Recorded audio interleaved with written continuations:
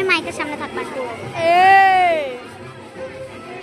তুই দুবার মাইকের সামনে দেখেছিস, আমি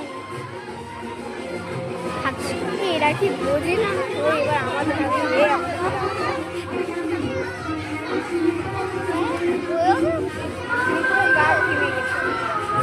আমার পিটি হাত দিয়ে দেখ, আমার দেখ ঠান্ডা। আমার একটু ভাব হয় বেশি।